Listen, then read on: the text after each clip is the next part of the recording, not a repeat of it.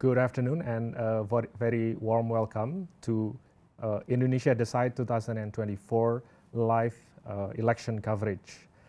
For our viewers in Indonesia, we all congratulate you for having exercised your constitutional duty of voting in this year's presidential and legislative elections. Today is a very crucial day for all of us in Indonesia, because today is the culmination of the, I think, 5 months of intensive political campaigning, vote canvassing, and countless number of behind-the-scenes lobbying, which resulted in a three-way race between the incumbent defense minister, Prabowo Subianto, and two governors from crucial provinces in the country, Mr. Anies Baswedan, former governor of Jakarta, and Mr. Ganjar Pranowo, the last governor of Central Java. I think, of course, we discussed more about the presidential election in the past 5 months, simply because of a lot of attraction coming from the presidential election, from the high drama of the constitutional court to the thrilling suspense of the presidential debate. And I believe in 30 minutes, we are going to see the result. At least this is based on the Quickcount result currently conducted by the Center for Strategic and International Studies, CSIS, and the Jakarta-based political consultant, Cyrus Network. I think we have the live feed already showing the significant amount of data already coming in, and I believe we also have sort of the clue as to what the final outcome will be. And I think to discuss the implication of the election and how important today's election on the sort of trajectory of Indonesian politics, if not trajectory of Indonesian democracy in the coming years. I think that will be the main topics of our discussion. And today I'm joined by two senior experts, if not also activists. First, we have Usman Hamid, the Executive Director of Indonesian National Office of the Amnesty International and a lifelong activist in human rights campaign. Thanks for having me, Chief. Welcome to our live coverage. We also have Niki Fahrizal. Niki is a researcher in the Department of Politics and Social Change at the CSIS. Thank you, Niki, for taking the time. Hello, Mas. Bonjour. Thank you. I think before opening this session, I think we have sort of gotten some of the results from the Quickcount, some of the data. I think now the figure is, the data is around 78%. And I think we began to see that the front runner, Mr. Prabowo, will look like is getting more votes compared to the two other presidential candidates.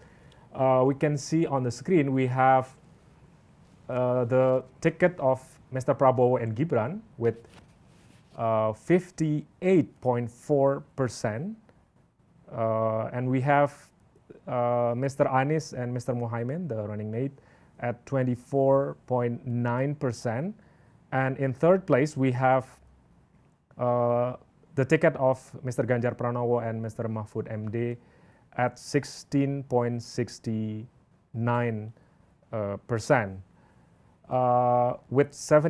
With around 78% data coming in, I think we can expect that this sort of percentage will stay until the data is 100%. Right.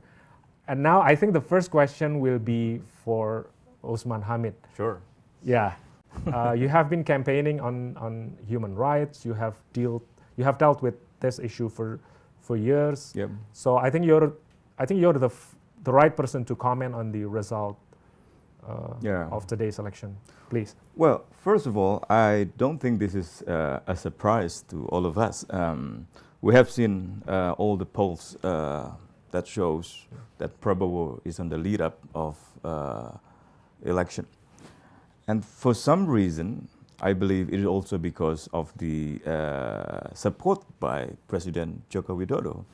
President Widodo, for various reasons, have made use of his approval rating to support Mr. Prabowo. I believe that, voters that are in favor of Joko Widodo in the past, or people who are satisfied with Joko's policy, have been migrating towards supporting Prabowo. That's number one. But for other reason, I believe it is also very much related to the systematic electoral fraud, which is not related directly to the voting day, but rather abuse of state resources for partisan interests, weaponizations of law enforcement, dodgy constitutional court ruling in October that allow for Jokowi's son to run for presidential election. So all this together have made me feeling that Prabowo will likely be Indonesian president. This is unfortunate fact, and I believe it is also very much confirming the already declining states of Indonesian democracy. Indonesia seems to be following the Philippine path. I remember back in those days when Bong Bong was elected. It was also because of the support of President Duterte at the time. President Duterte had a huge support by, Philippine people. Despite that Philippines mostly believe in democracy, they also approve, quote unquote, what Duterte has been doing with extrajudicial killing against journalists or against those suspected of drugs dealers. So we have this kind of paradox, in Indonesian democracy. We have seen a lot of polls showing that people don't like dynasty, but people keep on voting for dynasties in Kutai Kartanegara, in Tangerang, or even in some other places. So I think this is a kind of a challenge for Indonesian progressive community, for Indonesian pro-democracy activists to re-evaluate their strategies, their fight for democracies in Indonesia. And the implication of Prabowo's getting elected is that Indonesia will have an even more gloomy picture of the future of human rights. We don't even see any human rights policies being articulated in the official vision and mission of Prabowo and Gibran submitted to General Election Commission, for example. And we don't see any, friendly gestures even by both persons, Prabowo and Gibran, that they will improve human rights in Indonesia. They will improve, the already backsliding state of Indonesian democracy. So what they have been promising have always been continuing what Joko has been doing. Joko has been doing economy and declining democracy for the sake of economic ambition. And I think Jokowi knew from the very early on that what people care most, what people think important is economy, is jobs, is basic commodities, is price, and so on. And he kept on doing, distributing cash, distributing basic commodities across Indonesia. So the victory of Prabowo, I would say, it's an outcome of Jokowi's work, quote unquote, traveling across Indonesia, distributing cash, distributing basic commodities, weaponizing law enforcement agencies, police, military, and so on. Prabowo is not really doing good job enough, but I think that was the kind of agreement between them. So far, again, I'm not surprised to see, and also, if we look at the polls in recent weeks, it shows all that Prabowo will win. But the margin is quite high, Yeah. So you're expecting this, but you don't expect the margin to be this wide, right? Yes. Although I've been thinking about the migration from Jokowi supporters to Prabowo supporters. If we look back into the previous election, for example, 55% of the votes were for pro-Jokowi, right? But I'm sure around 20 of them stay in the PDI-P. because Jokowi ran for president from the PDI-P, from the largest dominant political party led by Megawati. But I don't think that the rest, like 35%, were really the votes for PDI-P. It was mostly for Jokowi. So this 35% that moved toward Prabowo. And of course, Prabowo already has his own loyalists, his own supporters. I think partly the other reason why Prabowo now lead the voting calculation is because of the failure of other candidates in orchestrating competitive campaigns. For example, Anies Baswedan, I think he has been the most eloquent presidential candidate. He has been the most articulative candidate in articulating policies for the future, on international affairs, on defense, on human rights, on democracy, and so on. But I think he didn't do. He has not been successfully winning the votes from non-Muslim, for example. Non-Muslim remains to be, I believe, Jokowi. And Anies' connection with hardliners like Muslim hardliners who are hostile to the rights of LGBTQI or to the rights of those suspected of communism, for example, have been the most important factor how people see him, how people look at other candidates, right? While Ganjar, for example, in the beginning, I think he was trying to associate himself as a new Jokowi. He was everything of Jokowi, right? But then when Jokowi decided to move to Prabowo, all association that Ganjar is Jokowi is gone. I mean, in the beginning, Ganjar had a very high number on the polls, right? And it was also because of support from Jokowi. I remember Jokowi at the time make a joke that, the best president or the best leader is those who with gray hair, right? Yeah. And people associated his statement endorsing Ganjar. Yeah. And Ganjar on the poll was quite high, and only having a very small margin with Prabowo. But when Jokowi decided not Ganjar, but Prabowo, I think the polls changed completely. Yeah. Yeah. So, there are various reasons that, in my opinion, I may be wrong, but I think that's, in my humble opinion, to explain why Prabowo is likely to be Indonesia's next president. Okay, and leading up to the balloting today and also during the campaign, we have seen a lot of campaign. Right. I think last night or yesterday we have this article from the U.S. Journalist Alan Nairn. Yeah. There's a lot of campaign like this, and campaign which focus mostly on the human rights records from the past. But it seems that this has sort of failed to make a dent or doesn't influence voters much. So what do you think happens? I think partly because circulations of opinions about Prabowo's record on human rights are only circulated around urban areas. And Jokowi knew that this is nothing for those in rural areas. Just like a dodgy constitutional court. That was a disaster for all of us, right? For scholars, for activists, for media workers, and so on. But Jokowi knew it's nothing for the vast majority of Indonesian people. The vast majority people of Indonesia care most is price of basic commodities, jobs, all about economy. That's why Jokowi keep on looking at inflation rate, right? He has been trying to secure his reputation by looking at inflation. He always want to make sure that the prices are, affordable to the people, right? Or if people can't afford price, he will deploy price randomly, claiming that it was all for the people from him, or from Prabowo, or from his son. So I think people I don't say that people don't care about human rights. I mean, access to basic commodities is part of human rights, right? But people don't necessarily associate past abuses of Prabowo as something really the most urgent and the most important issue for them, for their life. Right? All the polls shows that it's all economy, right? Basic commodities, prices, jobs, and so on. Okay, I want to go over to Nikki. You have, I think, checked your phones anxiously in the past 15 minutes. So, but first, my question is sort of what is your take on the outcome so far, and also I think the same question is, are you surprised with the extent of the victory? First of all, I'm surprised.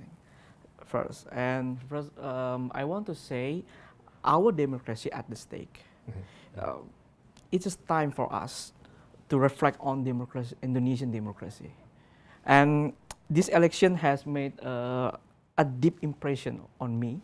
Whether we will continue walk along the corridor of constitutional democracy or vice versa. For me, we will enter the strongman age. That's my commentary. So that's another way of saying that we sort of begin to see the decline in the quality of our democracy, when in fact today can also be seen that, okay, we have elected someone democratically into power, and well, he got 58%, meaning that 58% of the electorates prefer this candidate. So how do you define the decline in the quality of democracy? If you look Hungary experience, the Viktor Orban's prime minister, he used the democracy process to gain the power, and now the democracy in Hungary has declined. And I think Indonesia democracy, we will enter that condition soon or later. Okay. This is almost like a teleological argument where we're seeing history of, going into a certain direction. But because I think if we can sort of see the bigger picture about the journey of our reformasi, this is now 25 years, right? So how do you see, first, I don't want to focus on the outcome of the election, but probably the question about what is the place of this year's election, 2024 general election, fits into the larger picture of Indonesian reformasi, the journey in reformasi in the past 25 years? I have several notes. After observing over the past few years, I have noticed the symptoms of indicating a decline in democracy. I prefer to refer it's an erosion of democracy. And if we look concerning restoration of integrity within constitutional court, in turn would contribute to rebuilding public trust now. Additionally, executive dominance in election and judicial processes stand out a significant factor, contributing to concern about the credibility of election result, I think. Okay, probably the same question for Usman Hamid. How do you see the place, or in grand scheme of thing, how do you put 2024 general election on our journey of reformasi? And if you define this as sort of a setback with our democratic journey, is this really something significant in our journey towards? It's a very difficult question. I believe this year is an existential moment for human rights and democracy movement in Indonesia. I think this election, to me, is going to bring us, apart from Hungary experience, will bring us towards an experience of India, for example, where Narendra Modi was getting elected and then imposing our policies against democracy, or Duterte at the time, and now Bongbong. So, or even Trump, right? We still have to wait and see in the days and weeks to come, how the people will respond to it, and how the candidate number 1 and the number 3 will react to the election result or outcomes. But to me, this is of course an existential moment for human rights movement, and I think Indonesia will unfortunately be moving towards even worsened quality of democracy. We do have, we have already seen a lot of scholarly writings, observation from NGOs, from political observers, concluding that Indonesian democracy is indisputably in decline. First, because of the shrinking civic space. I think having Prabowo in power, continuing Jokowi's new developmentalist policy or developmentalist authoritarian policy will even be a bad news for the already shrinking civic space. The second feature of democracy decline is very much related to the absence of opposition. This is one of the reason why, for example, candidates like Ganjar, Anies didn't really do well in challenging Jokowi's camp with Prabowo and Gibran candidacy. I think because most of the political parties in the parliament didn't really take any opposition stance.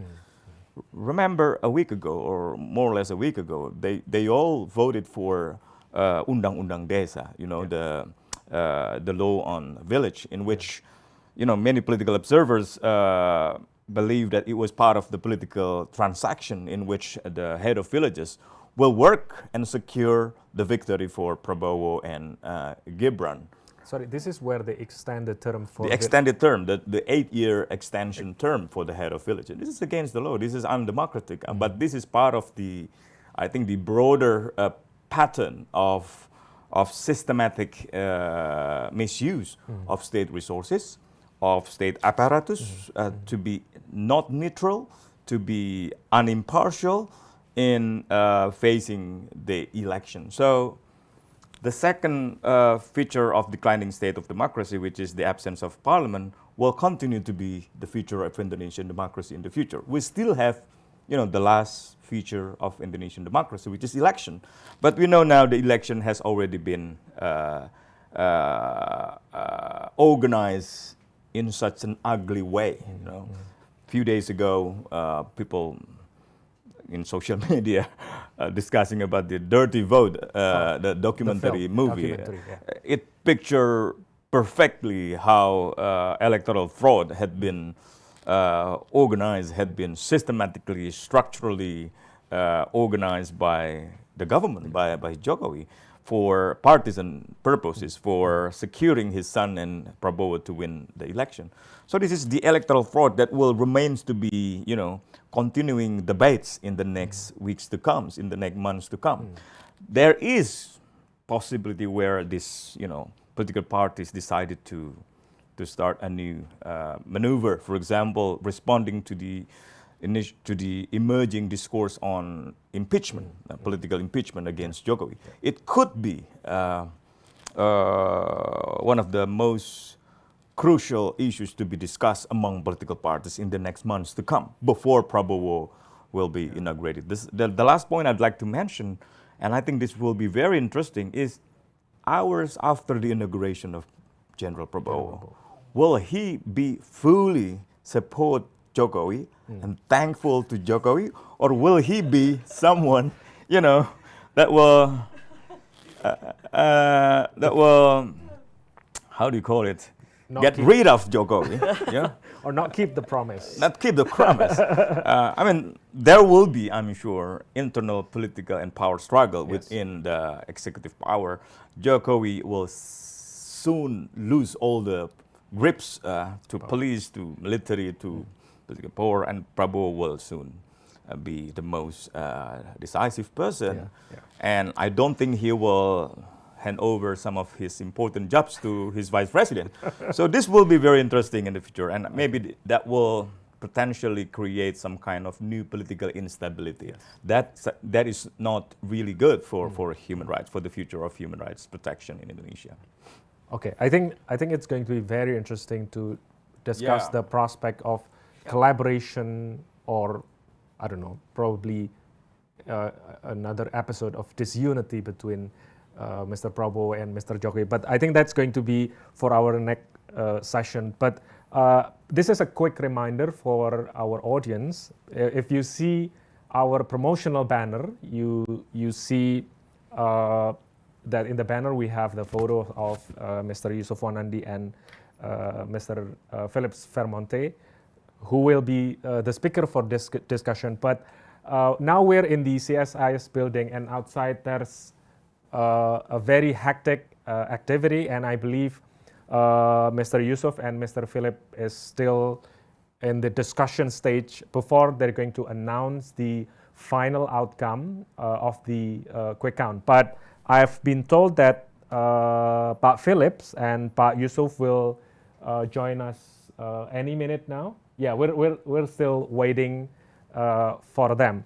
But I think we can continue our discussion. I want to go over to Nikki for, I think the part where we're going to see, I don't know, possible collaboration or disunity in the future. That's really going to be very interesting discussion. But I want to still go back to the result that we have right now. And I think the most striking thing about the figure here is that the ticket of Pak Ganjar and Pak Mahfud, 16.79%.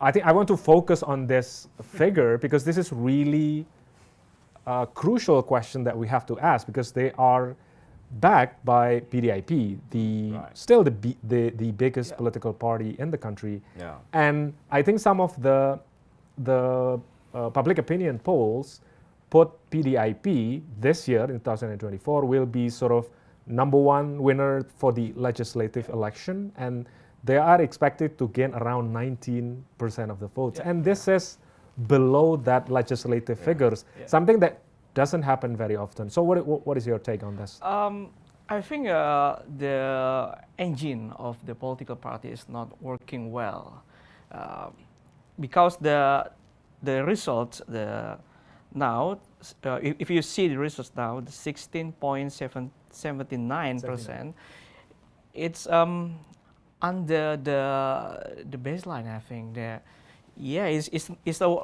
it's a bad result for Ganjar, and we see 2 weeks ago, if you saw the crowd in the campaign in the, This is in Semarang, right? In Semarang and also in Jakarta, the GBK in GBK, there is a lot of militant cadre of the PDI-P. But if you see the result, it's not integrated with the engine of the political party, I think. Yeah, and the number for Mr. Anies and Muhaimin is 24.9%, and this is a coalition of Nasdem, PKS, and PKB, right? Yes. We don't have the breakdown of the number from each province or province level, but what is your take on this number, 24 to almost 25%, which is around the figure released by a number of pollsters? Yeah, I think the political party which back up Anies and Muhaimin is working well. Yeah, and also the what can relawan, the volunteer of the Anies and Muhaimin is more working well in the society or in the village, I think, and the result is quite well rather than Ganjar. Yeah. Okay, and do you expect the figure for Mr. Prabowo and Gibran sort of to change? Do you expect, I don't know, now probably the figure, the percentage for the number is 58. Oh yeah, this is 58. Yeah. Do you expect the figure to change, either I think down no, or up? No, This think will stay. Yeah, it will stay, and I think the state infrastructure who back up the Prabowo is going well. It's well-oiled machine. Yeah. Okay, I still have one question before we go into the war room. Okay. We're going to have a live broadcast. Okay. We've been told that we're going to have the live broadcast from the war room in 5:15, right? Okay. So yeah, I want to go back to Nikki again about the prospect of the PDI-P. I want to still focus on the 16% figure. Okay. With this outcome, what kind of soul-searching effort that the PDI-P or the Ganjar and Mahfud team, what kind of discussion that they will have in the campaign team, campaign room? Yeah, I think they will follow the instruction of Bu Mega. I think tonight. Tonight probably Bu Mega will give the instruction. What next to respond that result, and what next to the exit strategy, how to respond the Prabowo Subianto, I think. Okay. Yeah. Okay, I want to go back to Usman on this, because I think prior to this, we have discussed about the reaction, especially from Ibu Megawati, right? I think the reaction from Ibu Mega responding to all the political maneuvers from Mr. Jokowi, Right. in the context of this election has been very restrained. We have heard about a number of ministers from the PDI-P wanting to tender their resignation, but the Ibu Megawati didn't seem to be giving a go for that. Do you think that those kind of response, the kind of restraint that she has shown in the lead up to the election, will sort of be still the sort of the thing that she will continue doing in the coming days? This is what I earlier previously mentioned about the absence of political opposition, the absence of opposition culture in Indonesian politics. I was expecting that Ibu Mega, for example, will make a decision long before the voting day that all the ministers and those by her have to resign in order to make it clear that they are in opposition camp with, quote unquote, incumbent, quote unquote, Jokowi's candidacy in the forms of Prabowo and Gibran. But it didn't happen. It didn't happen. All the PDI-P minister remains to be in the government, right? Cabinet Secretary, Minister of Law and Human Rights, Minister of Social Affairs. So people expect that Ibu Mega and PDI-P will really make a distance, will really make a demarcation that we are in different camp with Joko Widodo, and therefore vote for us, for example. But this kind of distinction has not been really there in the competition. I think Ganjar narrative in the beginning that he was a new Jokowi failed. It's losing the acceptability from the people. And he's been trying to navigate that kind of problem unsuccessfully. And in the case of World Championship for the U20, for example, the football world event, I think he had been making a blunder, right? A very unimpressive maneuver, creating damage to his reputation. But he had to make that choice because at that time he was like having two kind of choices, whether he has to follow Jokowi or he has to follow Ibu Mega. Of course, Ibu Mega, because Ibu Mega is the party patron, right? If he follows Jokowi, it will be a disaster for him because he will not get the ticket to run for presidential election. So again, there are a number of factors, and I agree with you that the fact that PDI-P didn't, make a decision to withdraw or to ask all the ministers coming from the PDI-P to resign have become, a factor why their electability, I mean the party electability is, I think, going down. I expected at least 20 because I believe PDI-P is the most powerful party in Indonesia, remains to be a powerful party, remains to be most quote-unquote ideological party. If you look at the base, and the constituency of the PDI-P, they are the most loyalists, the most kind of, people who with self-affinity to the party, to Sukarno or to Megawati, right? And that makes Megawati has been one of the most powerful women in Indonesian politics. But the fact that the number is now going down is, I think, resulted from the most recent development in politics, including the failure in making distinction with Jokowi scam by, for example, withdrawing all of the ministers coming from the PDI-P. Okay. Not only ministers from PDI-P, but all ministers endorsed by Megawati. Someone like Ibu Retno Marsudi, the Minister of Foreign Affairs, or even Ibu Sri Mulyani, coming from the non-party minister. She's a professional.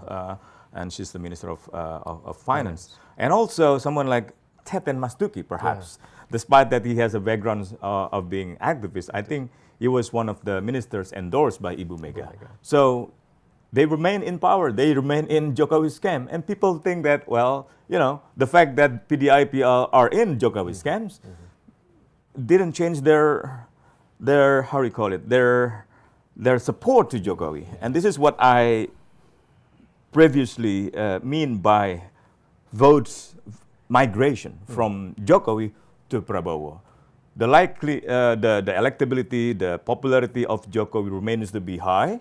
And when Jokowi decided to vote or to support Prabowo, people moved to Prabowo. This is despite of all the electoral fraud allegedly happening in Indonesia by so many civil society activists. Okay, I still have one more question before we go into CSIS War Room. We've been told that we're going to have a live announcement from CSIS War Room in the next 10 minutes. But I still have one question, and I think this goes for Nikki. I think Usman earlier mentioned about the sort of the relationship between Ibu Mega and Mr. Jokowi as president. How do you see the relationship or potential relationship, or if we can expect them to have that kind of relationship? But what is your take on the future relationship between PDI-P, because we expect them to be the biggest party in the House, right? But at the same time, they are going to have a president that doesn't come from the party. What kind of relationship that you expect? May I frankly speaking, this is a toxic relationship, I think. Toxic relationship. Toxic relationship between President Joko Widodo and Ibu Megawati. There is no support each other. There is weaken each other. The first, and the second, if what kind the future, I think PDI-P will be opposition at the parliament. Yeah, and the tactic, the next tactic, PDI-P will remove the minister. Yeah, this is going to be immediately, or waiting for KPU to announce the result. To announce, or maybe 2 months later, maybe. I think PDI-P have to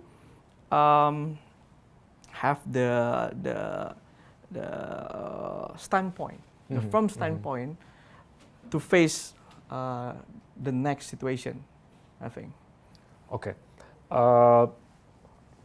Usman, what do you think the kind of relationship that the PDI-P or Ibu Megawati with the incoming administration? Because the reason why we're talking about this is simply because they're going to be the biggest party in the legislative branches of the government. Well, I expect PDI-P will play a role as an opposition party. It has a very good record in the past to be an opposition party, and I think the Indonesian democracy or democracy everywhere needs opposition. We have been warned to. No, nothing. No, we can. Okay, we can go to the war room. Okay. We still have time for our discussion. Okay, so that's my expectation, Yeah. of course. But Indonesian politics has been long widely known to be quite, how do you call it, accommodative, Yes. in a way that, the culture of opposition is very low, resulted in a way that party making a collusive alliances after election. In order to get access to state resources, economic resources or political resources, in particular extractive industries, right? This has always been one of the most crucial issues competed by all camps. But secondly, I do really expect that all the concerns raised by civil society organization started from, for example, the impeachment process. This has been raised by universities, experts, and this has been raised by students' movement as well.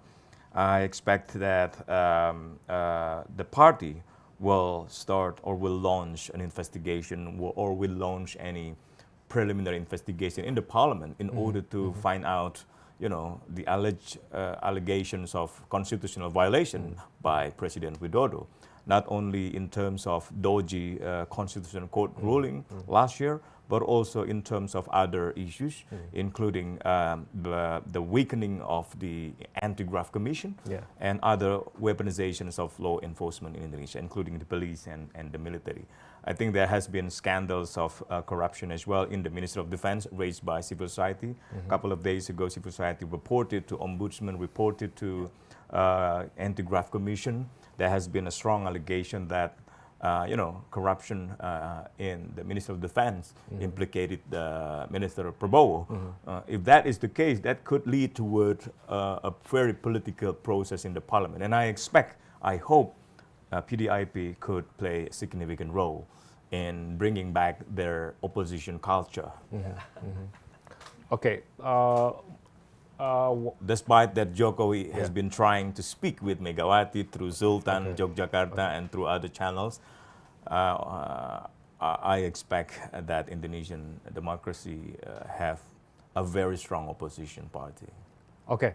I think we should take a break. A break. Yeah. We're going to check first the war room, and I've been told that we're going to have Pak Yusuf and Pak Phillips coming in. So I think, we can take a break, and we're going to be back in 2 or 3 minutes from now. All right. Thank you.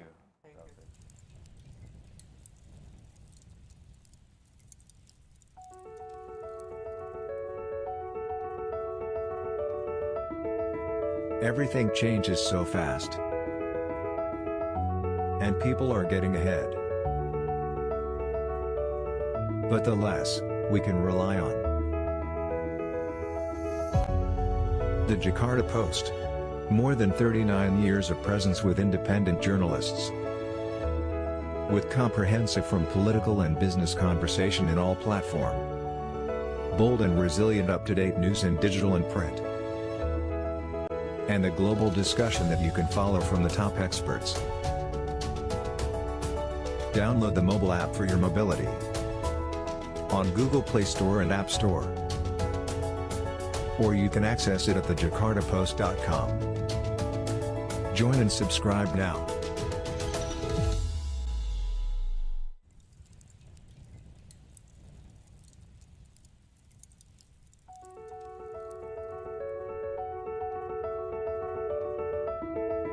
Everything changes so fast. and people are getting ahead. But the less we can rely on. The Jakarta-Post. More than 39 years of presence with independent journalists. With comprehensive from political and business conversation in all platform. Bold and resilient up-to-date news in digital and print. And the global discussion that you can follow from the top experts. Download the mobile app for your mobility. On Google Play Store and App Store. Or you can access it at the-Jakarta-Post.com. Join and subscribe now.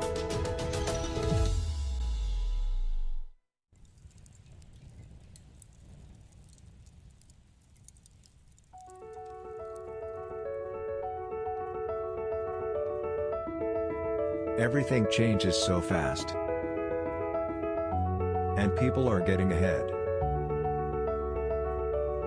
But the less we can rely on. The Jakarta-Post. More than 39 years of presence with independent journalists. With comprehensive from political and business conversation in all platform. Bold and resilient up-to-date news in digital and print. And the global discussion that you can follow from the top experts. Download the mobile app for your mobility. On Google Play Store and App Store. Or you can access it at the-Jakarta-Post.com. Join and subscribe now.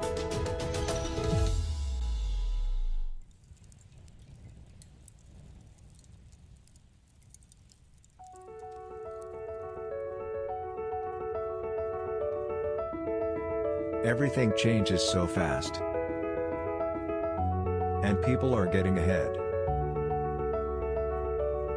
But the less we can rely on. The Jakarta-Post. More than 39 years of presence with independent journalists. With comprehensive from political and business conversation in all platform. Bold and resilient up-to-date news in digital and print. And the global discussion that you can follow from the top experts. Download the mobile app for your mobility. On Google Play Store and App Store. Or you can access it at the-Jakarta-Post.com. Join and subscribe now.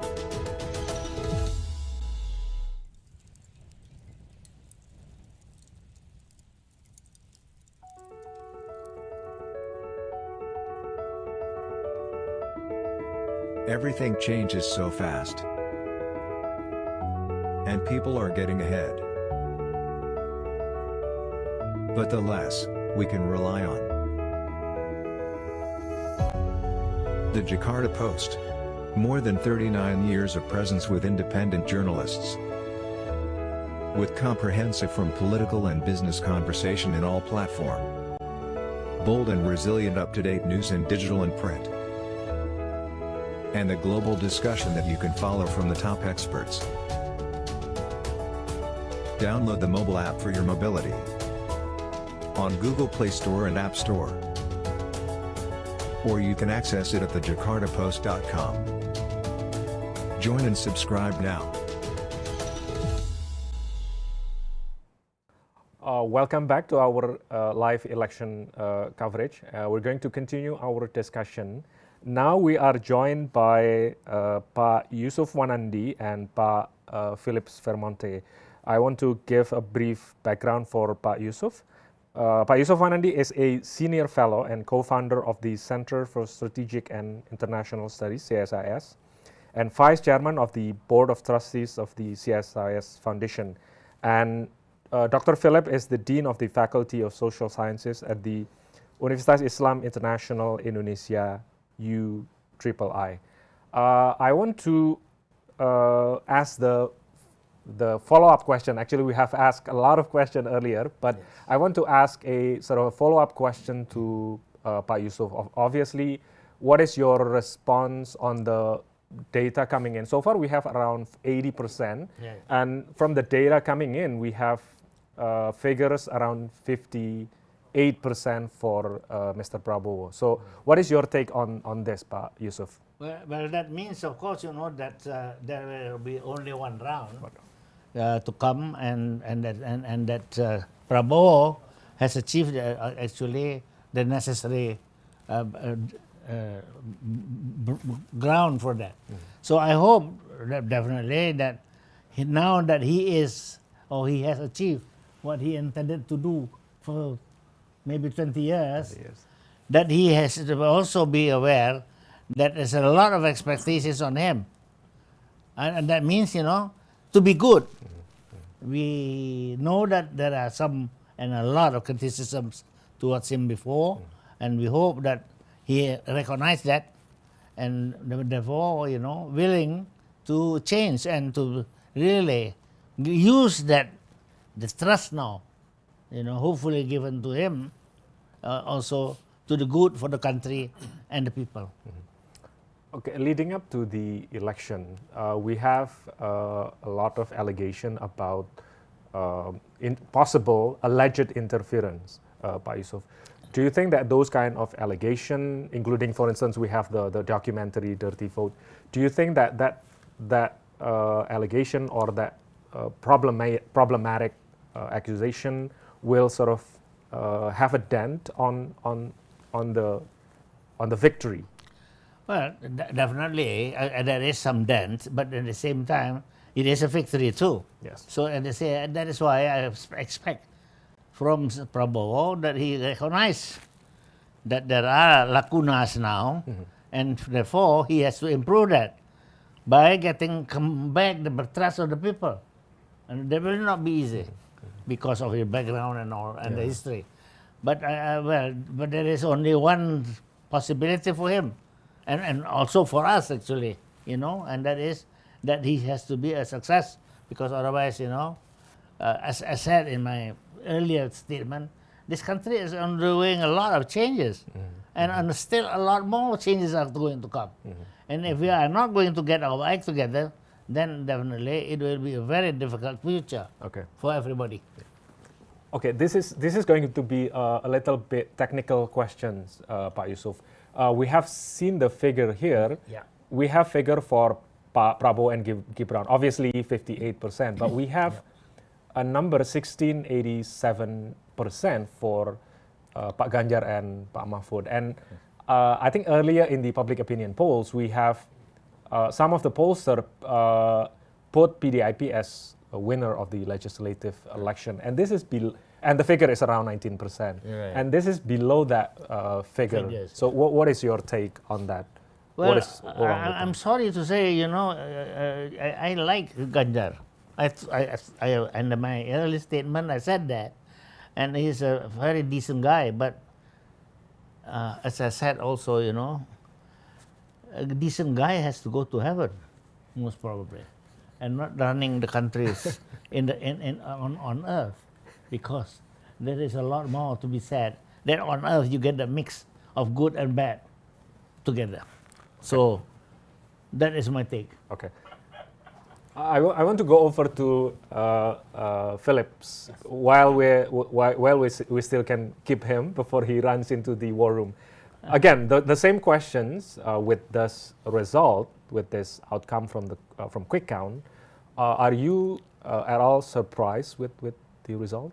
Yeah, it's a mix, especially the numbers that Pak Ganjar and Pak Mahfud got. This is about 17%.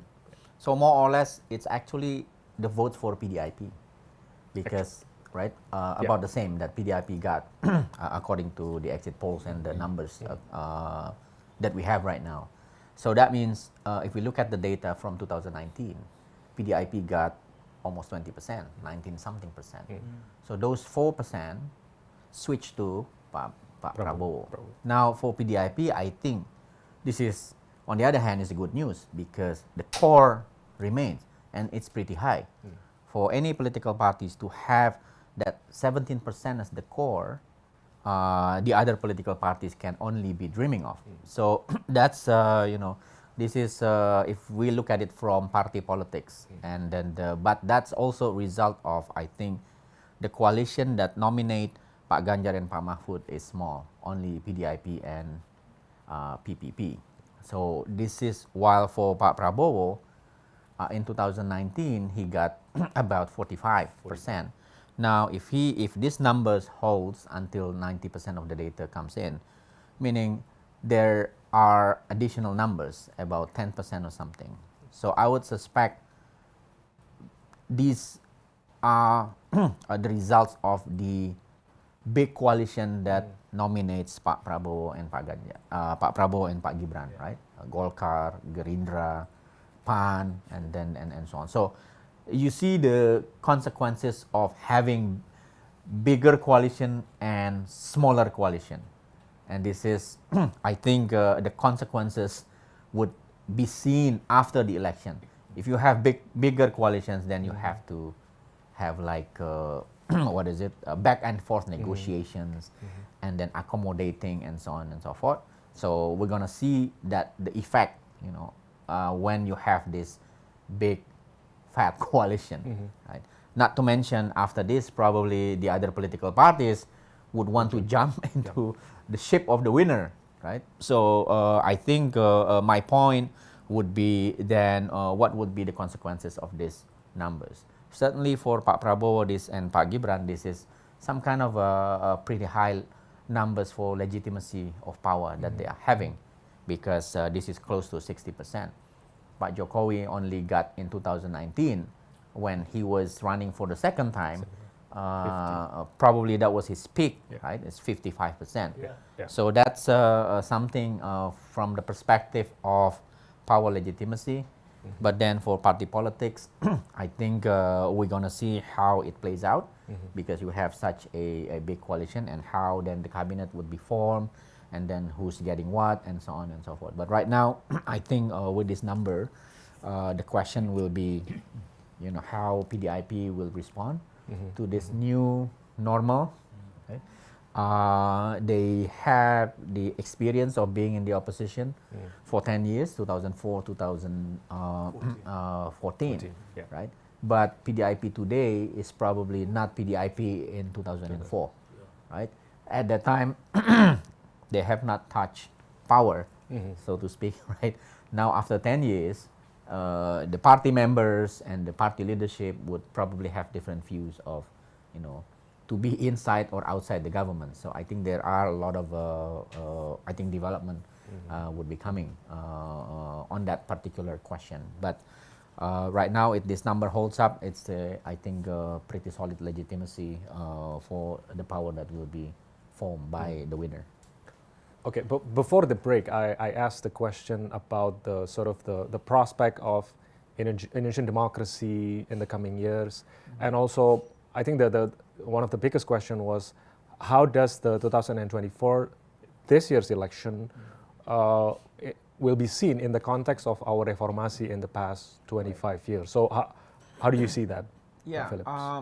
this is the art for the situation that we are living right now, because all over the globe, you know, democracy is in decline, quote unquote, but probably this in particular because of what happened in both of the Atlantics, right?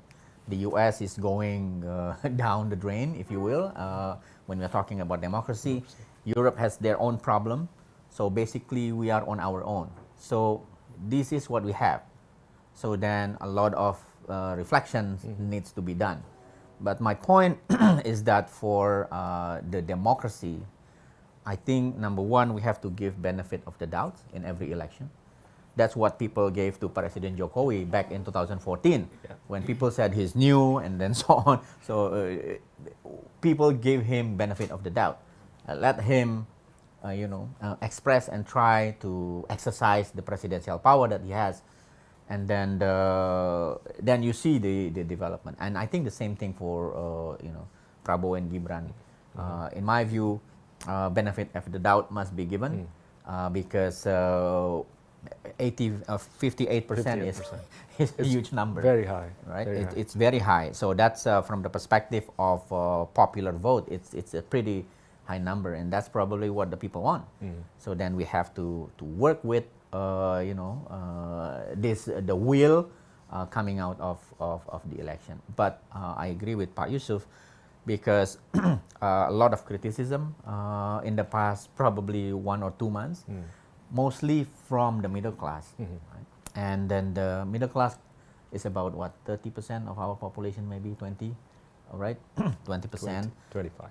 But I think for Pak Prabowo and Gibran, we have to also acknowledge that middle class contributes to the economy, to governance, and then I think most of the bureaucrats are part of the so-called middle class, and then the intellectuals, professors, researchers, innovation, if they are talking about innovation and so on, the startups.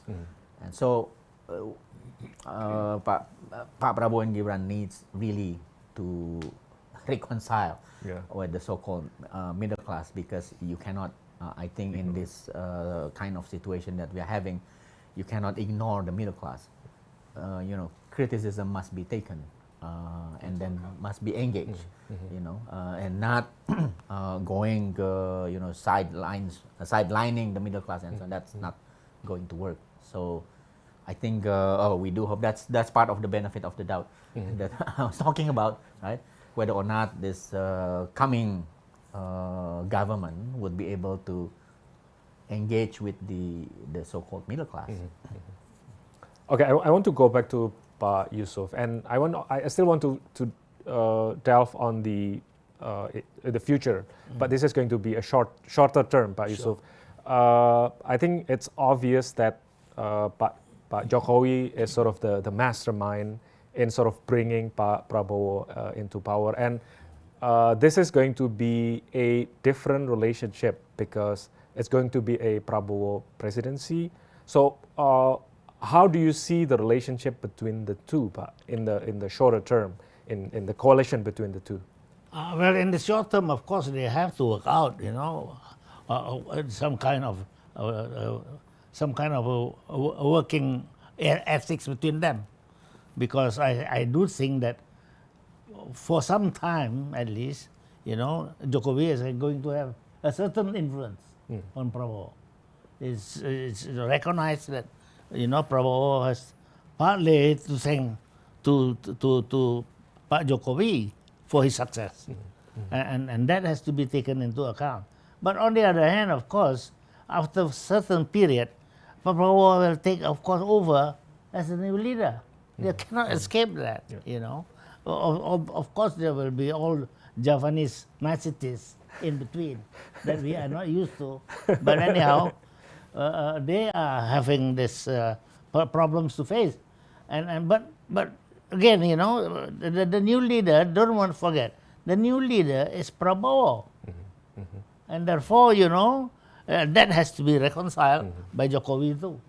There's no way. Although, he has a son there, as a deputy, but a deputy is not much, of a real power base. And for that matter, it is, I don't want to belittle it, but it is not, a very, actually, strong base to depend upon. And one of the worries, Pak Yusuf, is that what if the possible differences could not be reconciled in an amicable way, and that will sort of impact our future stability, for instance. So, how do you work out a problem like that? Well, I will work it out in the Minangkabau way. I mean, straightforward. I don't know whether they can do it, but anyhow, that is the only way, I thought. Okay. And that's why the intervention of the middle class, so-called, by Philip, and the support of the middle class is a necessity. It's not an extra thing that, Prabowo has to do. It's a basic thing that he has to do before he can even reach a certain success in the future. There's no way he can escape it. Yeah. And he better, from the beginning, understands that. And that's why I argue, for instance, that he has to have, number one, a kitchen cabinet that can really advise him, basic things that he has to know. Number one. Number two, that if he is going to establish a cabinet, a cabinet of ministers, be sure that they are capable people, for God's sake. Because with this group that he has now, Jokowi has now, I have to admit, it is almost an impossibility to build this country. Nobody trusts you. Very sick. And that is what Prabowo actually has to recognize and do something about. And I think that's why, the new cabinet, I hope at least, it's not only a sampling of all this, members of the coalition.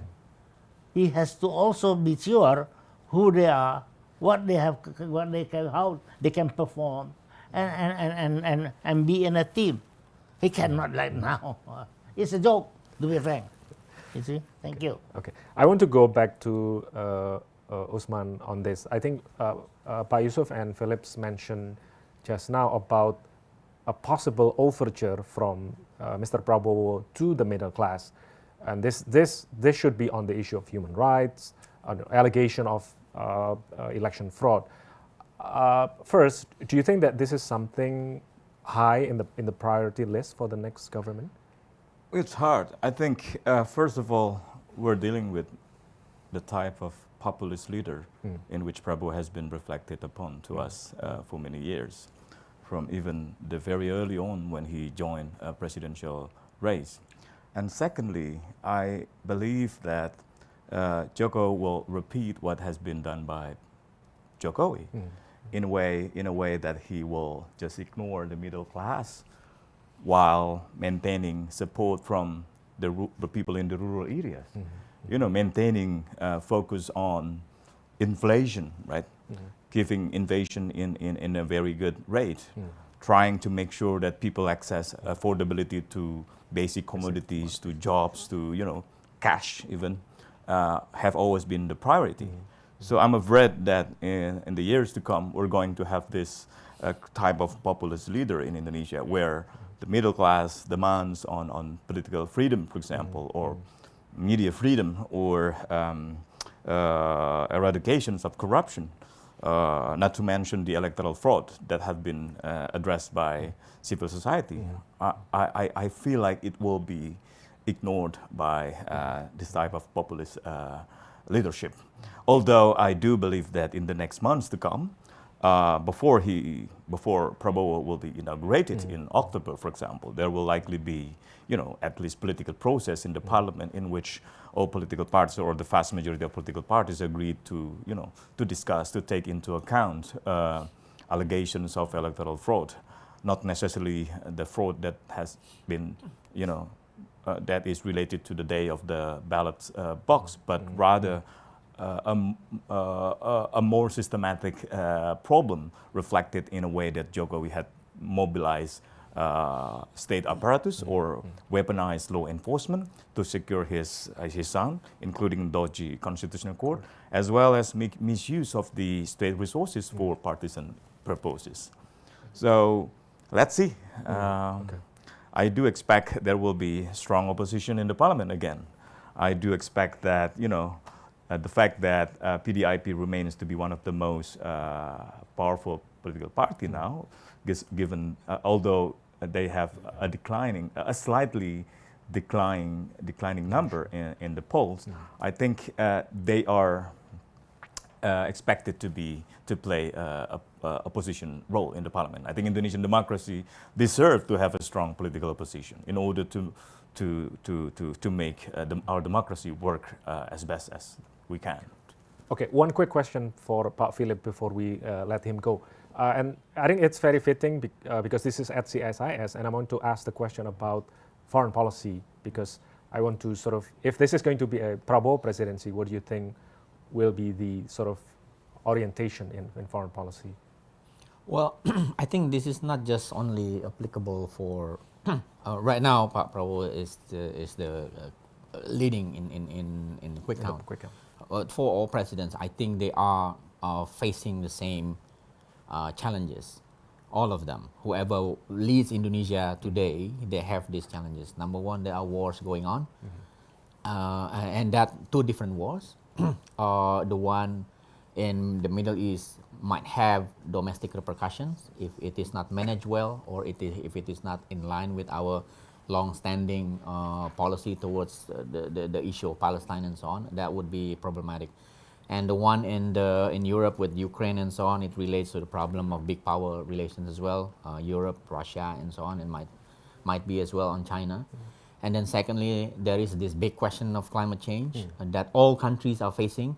That requires a lot of leadership in terms of you have to forge international cooperations to deal with. Otherwise, we will be impacted as well, or we will be at the receiving end on all this negotiation. Whether or not this global south can manage to maintain the interest, but at the same time we have a country, we need to contribute as well to the global negotiation. And thirdly, on our part of the world, the question of ASEAN. South China Sea is right now probably the proxy of the rivalry between US and China that implicates so many countries in the region. So these issues will constrain them and requires a creative leadership on the part of the president, and the fact that Indonesia in the past has been leading in so many aspects of this issue, right? Southeast Asia, and to some extent the issue of Palestine. So I think that's my take. But do you expect to have a more muscular foreign policy from a Prabowo administration? Well, again, it depends on how Pak Prabowo perceives these global challenges and how he measures Indonesia's ability to deal with this question. You cannot, sometimes, go beyond your own capacity, but you have to identify at the right spot of what Indonesia can do, and then what Indonesia cannot, but at the same time maintaining our, in particular, national interest. So, and like I said earlier, it requires a lot of engagement from Prabowo himself to listen and to ask insights, for foreign policy from foreign policy community in Indonesia, including think tanks and other institutions. The same question for Pak Yusuf. Do you see a shift? Well, he definitely understands foreign policy better than anybody else, I thought. Really? Yeah, I know him better. Referendum for Ukraine? Well, I think it was. well, they might be. Well, you have a choice. You must not only follow the United States, and then you are, the right one. That's not true. They are as bastards, these Americans, as it could be in the Middle East. So you cannot compare that, I think. It's wrong to say that we have always to depend on the United States, because that is what you always has been saying. And I think, we have to take in our own hands our foreign policy and do something about it. The problem is, so far, according to me, is, well, first of course, Jokowi has no interest on foreign policy. So he cannot even read one page, so what do you want to do? So second, I think, on foreign policy, there's now a real effort on the government side to invest something so that they can do something. The message is that the Ibu is actually appointed more or less directly by Ibu,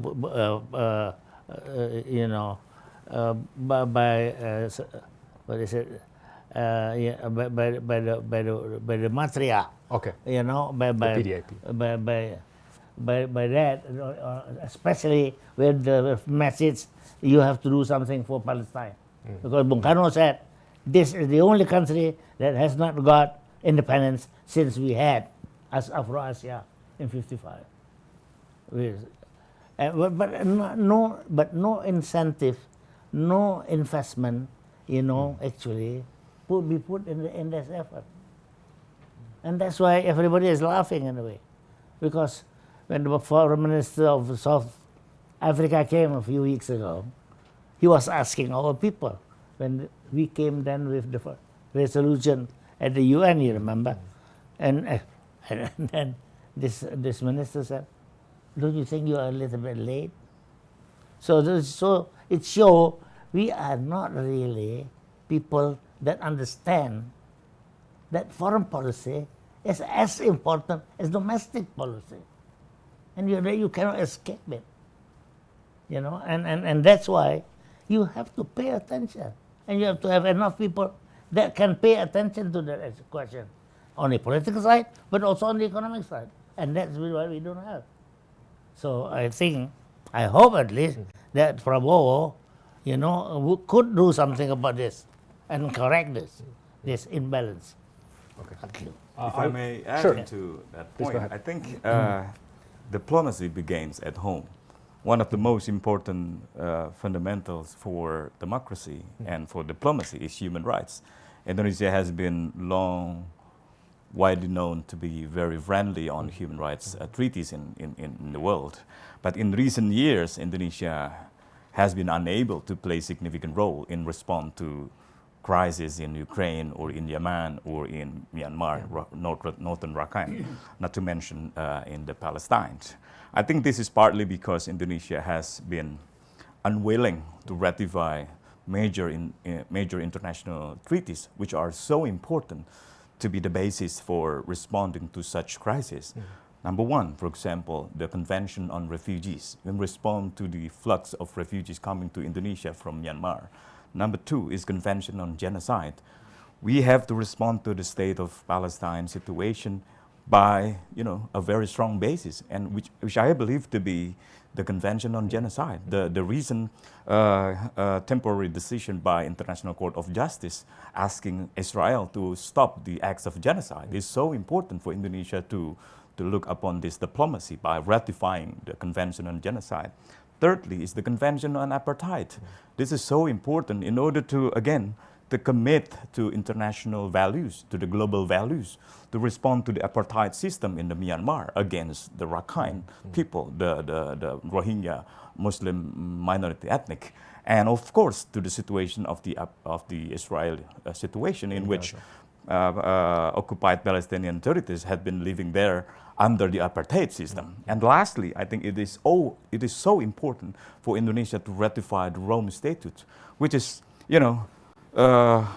already there in Indonesian 5 years plan from 98 to 2003. And then the second National Plan of Action was still listed the Rome Statute, but the last 5 years is gone.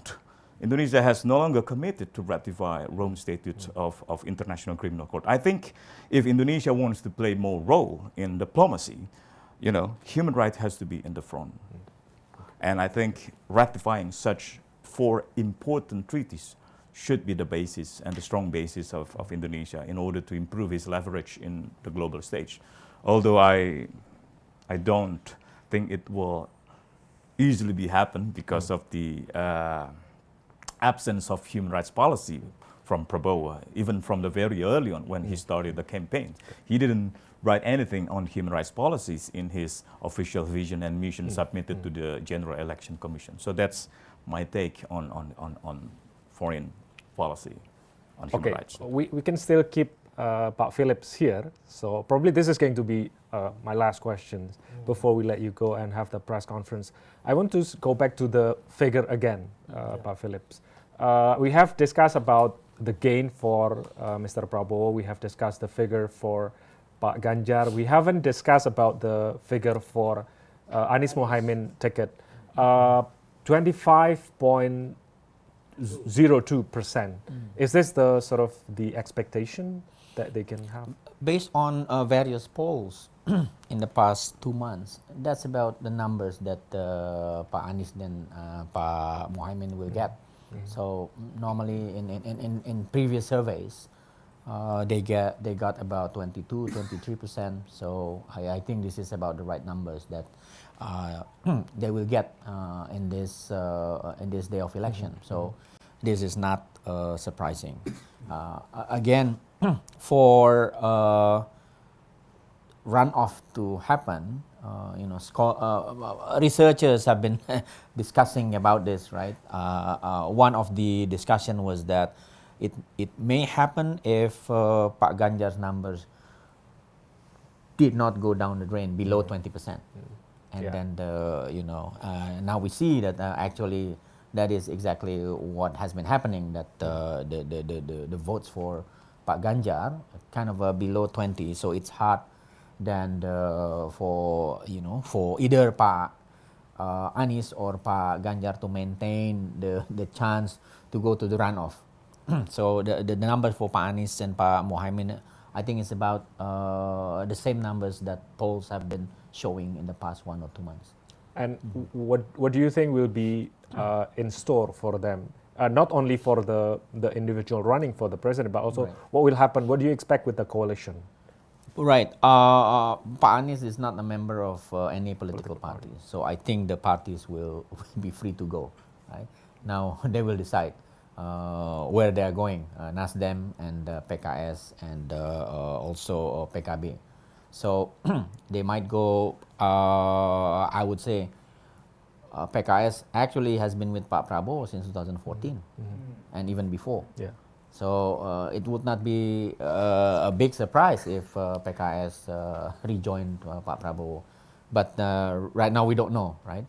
And then the same thing with PKB. I don't think PKB has the thinking to be on the opposition. There's no opposition culture, I think, in PKB. So there's opportunity, a possibility of PKB going to join the coalition with Pak Prabowo, and Nasdem can go either way. But I would say, they will all. So then we will have that very big coalition, right? And that's for governance might be can be effective if they can control, Pak Prabowo can control, but otherwise too many veto players inside the coalition with so many political parties, and that requires skills, and that skills only so far owned by Jokowi to manage this nitty-gritty of coalition and coalition making and so on. So Pak Prabowo needs that kind of skills to manage this big coalition.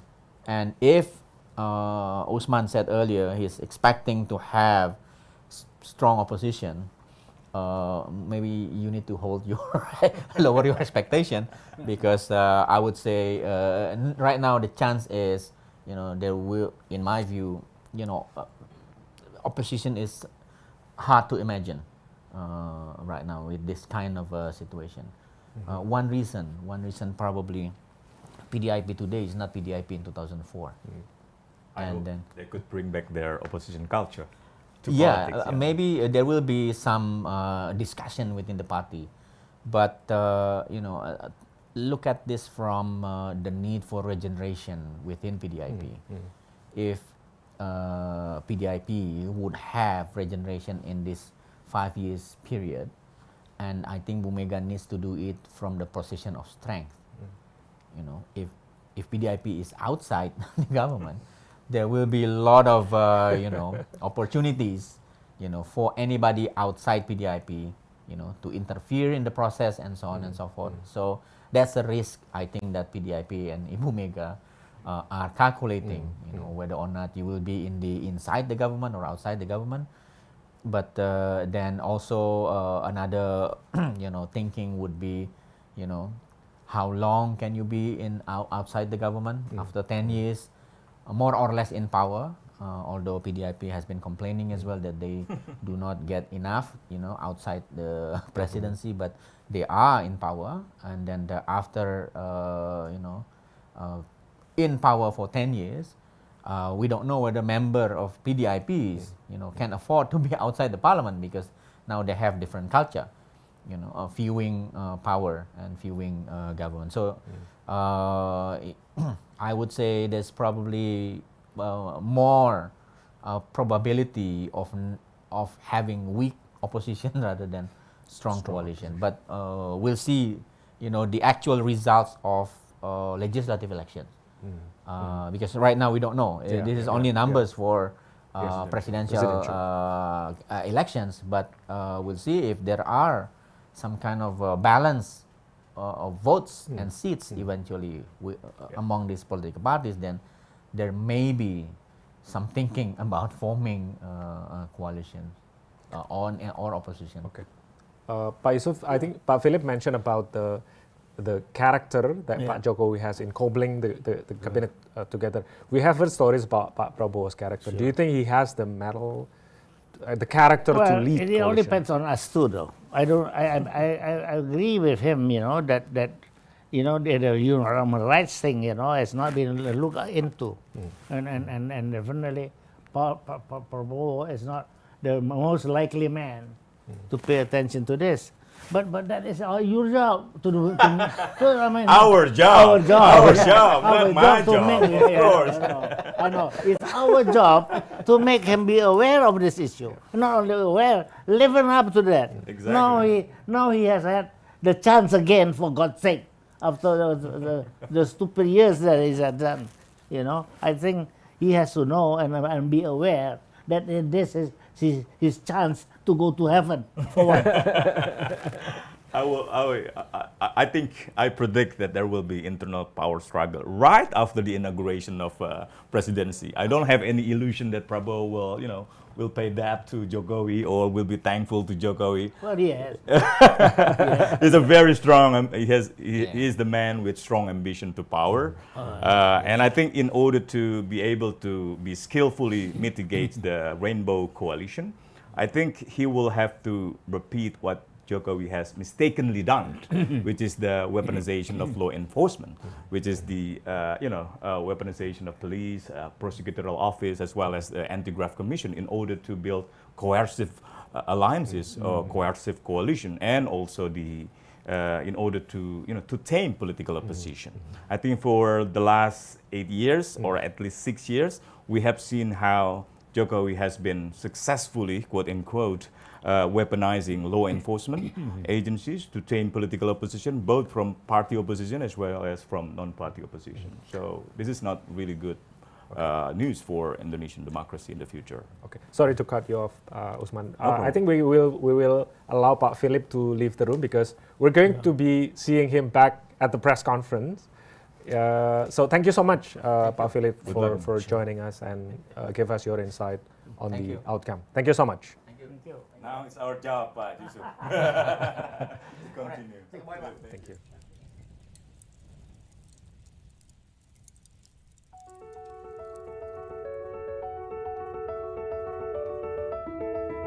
Everything changes so fast. And people are getting ahead. But the less we can rely on. The Jakarta-Post. More than 39 years of presence with independent journalists. With comprehensive from political and business conversation in all platform. Bold and resilient up-to-date news in digital and print. And the global discussion that you can follow from the top experts. Download the mobile app for your mobility. On Google Play Store and App Store. Or you can access it at The-Jakarta-Post.com.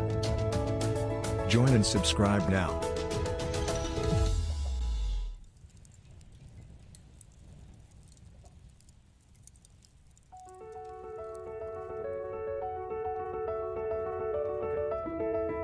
Everything changes so fast.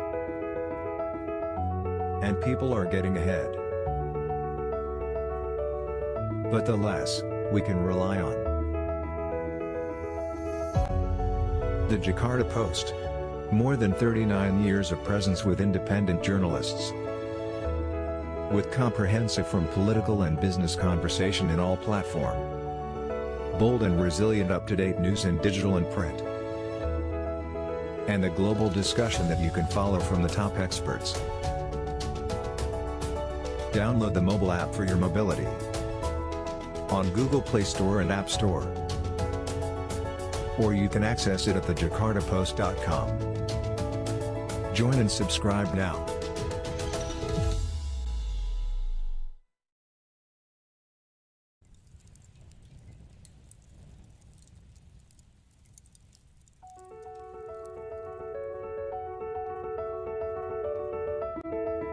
Everything changes so fast. And people are getting ahead. But the less we can rely on. The Jakarta-Post. More than 39 years of presence with independent journalists. With comprehensive from political and business conversation in all platform. Bold and resilient up-to-date news in digital and print. And the global discussion that you can follow from the top experts. Download the mobile app for your mobility. On Google Play Store and App Store. Or you can access it at thejakartapost.com. Join and subscribe now. Okay, we're back with our live coverage, Indonesia Decides 2024, and we have discussed in the past an hour and a half about obviously the outcome of the quick count, which now obvious that the Prabowo Gibran ticket is in the leading position, and we will hear very soon from the CSIS Cyrus Network War Room the official announcement on the outcome of the quick count, which I believe will sort of make it official that the Prabowo Gibran ticket is expected to be winning this election. Of course, we have to wait for the official result from the KPU, but if this can be an indication, and I think in the past we have seen that the outcome of the quick count is consistent with the outcome of the KPU. I want to go back to Pak Yusuf about the result and the implication for our next government. We have discussed about does Mr. Prabowo has sort of the character, or will he be diligent enough to sort of do what Pak Jokowi has done in terms of negotiation, lobbying, cobble together a coalition? Do you think that character-wise, I want to sort of go back to my earlier question, does he has the character to sort of... And the patience, for God's Yeah, sake. the patience of nitty-gritty coalition working. To be frank, he has not that trait of his character and in his character. But of course, when I met him, several times and talked to him, he's much more open now than ever to be willing to listen and to understand.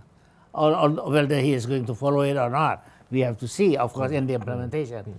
But definitely, according to me, this is a chance for him, and I think The only chance. yeah, and I think he knows that too. Not only that he is going to heaven or not to heaven, but anyhow he understands that is more than only his anger. Is the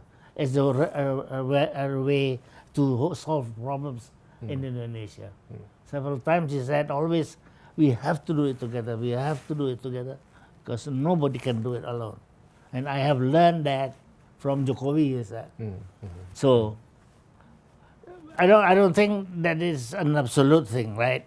It all depends on how as you said, how the first few months of one year this going to work out between them, as well between them and us. I think that is an important part. If I can convince him in the future that he should meet us regularly, well, and not every week, but anyhow, once in a while, that he needs to hear what the human rights thinking is all about, and that he has an important stake in that. Then hopefully we can educate him. And since he's no more open than ever before, we might have a fighting chance. But that means, you and me has to work very hard. Harder. Harder. And more patience. Oh, yeah. Because this man, well, I have learned that he is much more. But I know him when he was young, when he was in the Gerakan Pembangunan of his father. So that was already in the early 80s, right? And then I brought his father back because Ali Murtopo asked me to do that Okay. at that time. Because he needs this man, to be frank, to stand up against the technocrats. Ali Murtopo could not stand that only the technocrats, is defining everything on the economy. Okay. He doesn't trust that. So he asked, who else? And we, of course, at the CSIS, have nobody except Pang Lei Kim, who's not an economist. So that's why he asked at the end, he asked me to approach, and together he knows already Fukuda and being introduced to Sumitro. So I said, what about Sumitro? I said, why not try out? Okay, why don't you resign? I went to see Sumitro, in Singapore and brought him back, without any visa and all that at the time.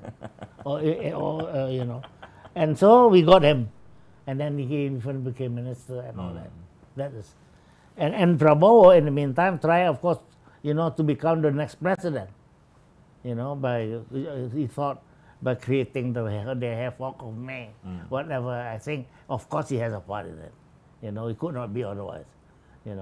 But that's past, okay. But that means only one thing. We have to work very hard indeed to get them to this time, Because, with due respect, if you tell this to Jokowi, he doesn't understand it.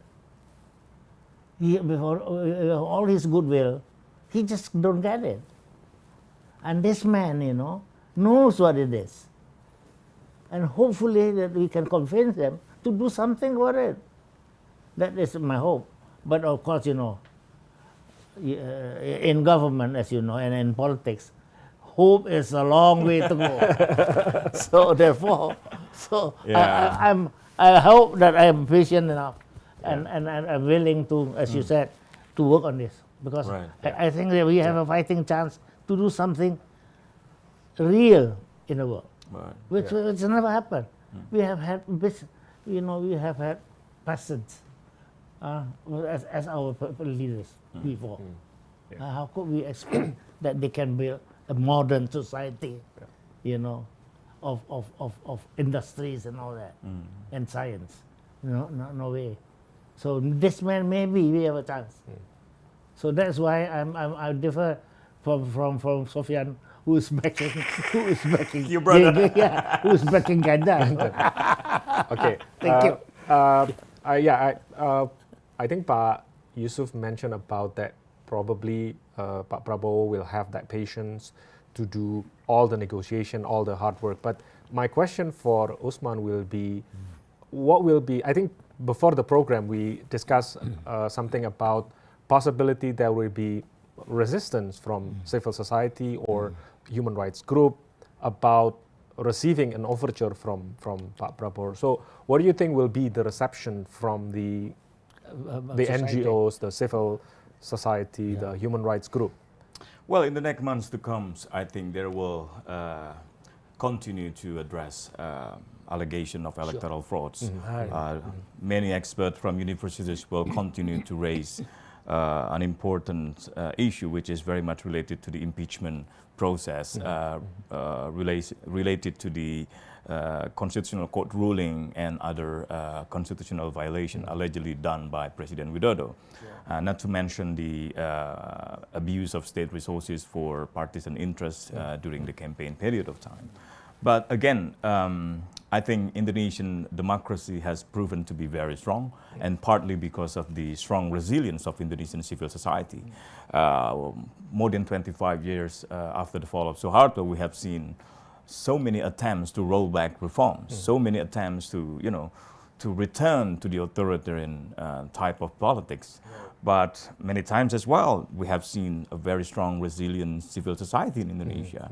I mean, President Widodo has been trying to maintain his power by, for example, amending the constitution in order to allow for his presidency to be, three terms, for example, or trying to extend his presidential term for at least 2-3 years, blaming for, for example, the COVID-19 and so on.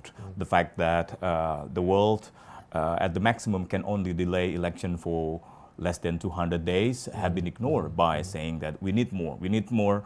This is the only chance for Indonesia to emerge economically under his leadership. He's trying to extend his power for 2-3 years. It failed because of the very strong resilience and resistance from civil society activists.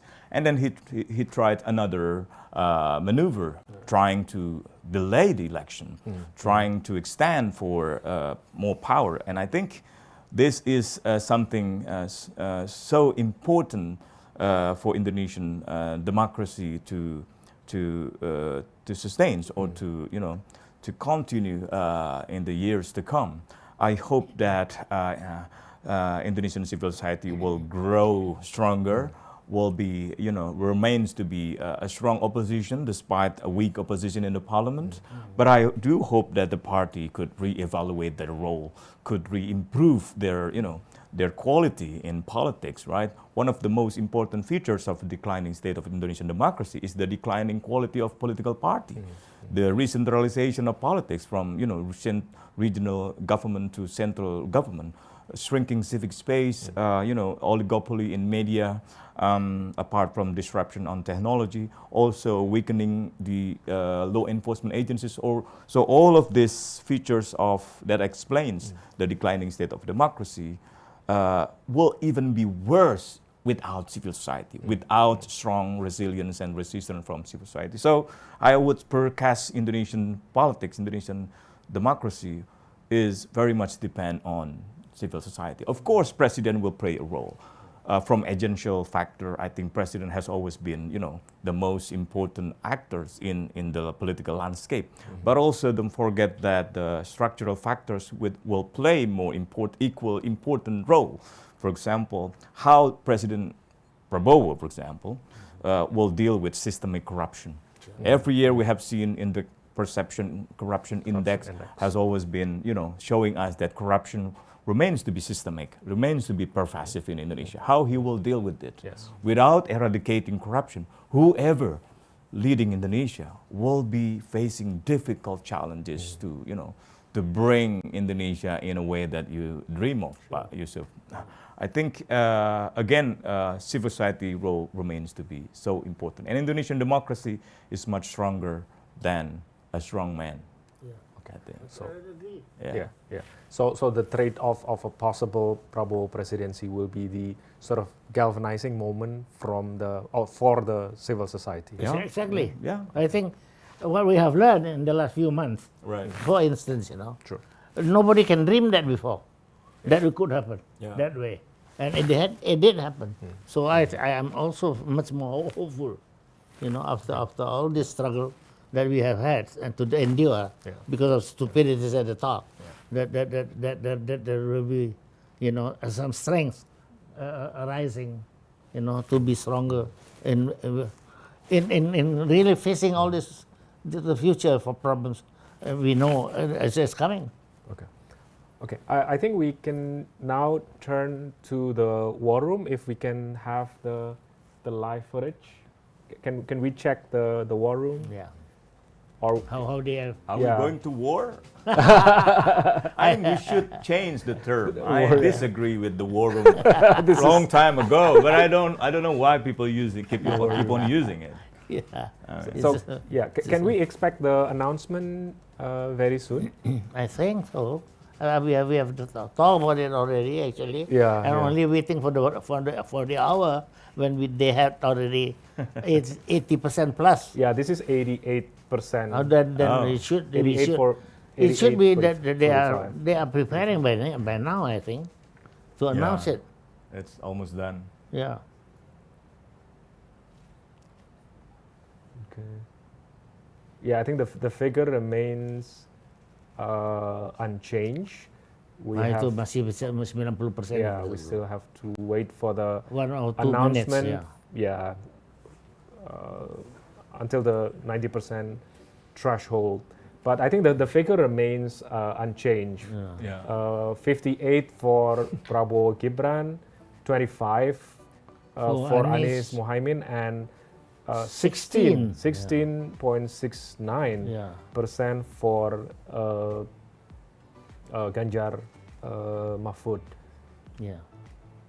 So we haven't heard the response from the campaign team for Ganjar and Mahfud ticket, and we haven't heard also From Ganesh. from from Anies Anies. and Mohaimin Yeah. ticket. Yep.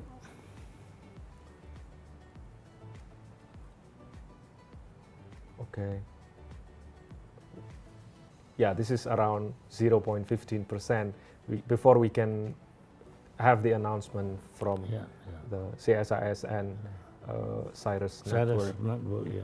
But probably we have a minute or two before we have the announcement. But the question for the Anies Mohaimin team and the Ganjar Mahfud team immediately tonight, what do you think they will do, Pak Yusuf, if you have any advice for them? Well, I don't know, to be frank with you, because I don't know them enough.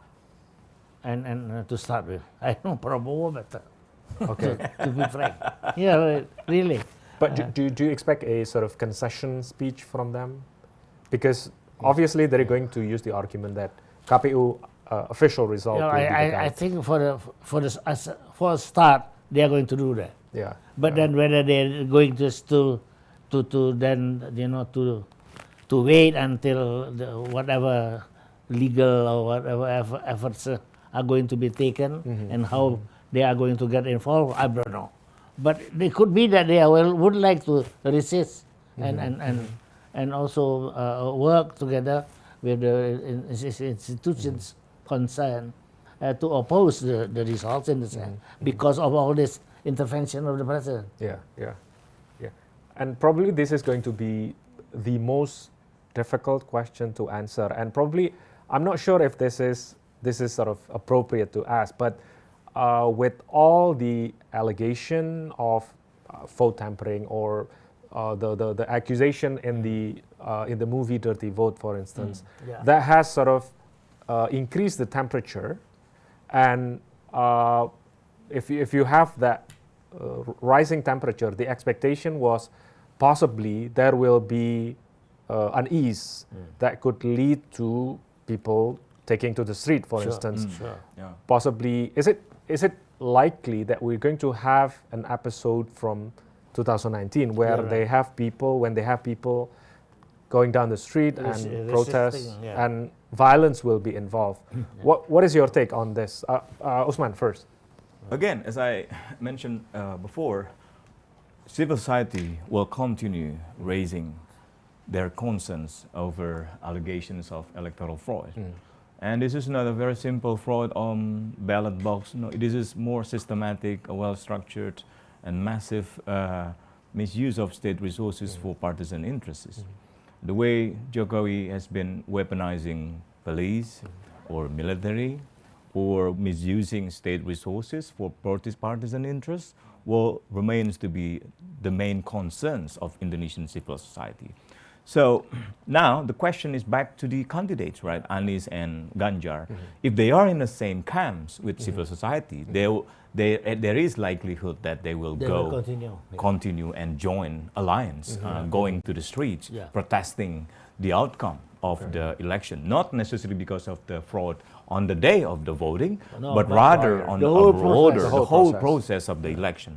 So I think for civil society, I'm 100% sure they will continue protesting. Students, they will continue protesting despite of all increasing intimidation, banning them from going out of the universities or banning them from staging demonstration in front of Constitutional Court and so on. They will continue trying to, to find out a space for criticism, space for protest. And the fact that so many professors, prominent scholars, different universities, several universities, I think more than 70 universities have already spoken out about electoral fraud and also constitutional violation committed by president. It will fuel the protests even more. And now we're waiting for, Anies camps and Ganjar camps, whether they want to take similar stance. If not, what will happen at the political elites is compromise, is something, concession or something, consensus, sorry. It's a kind of political transaction that has been uniquely featuring Indonesian politics for years. Yeah, right. But if they decided to, to stick on their initial allegations of electoral fraud, I think there will be a kind of alliance between civil society and political parties from the two camps. And it will increase the tension, not necessarily between candidates, but between the government and the masses. yeah, the masses. What is your expectation? Will there be violence, Pak Yusuf? Well, I suspect there will be some violence, to be frank with you, because the most, the actions of the government, and the president particularly, during all this year, months actually of campaigning, was so exorbitant. We have never had that before, and that's why it creates a feeling that this is not what we like, this is not our democracy, and this is not what we would like to to accept easily, and because otherwise the next one is going to do the same again.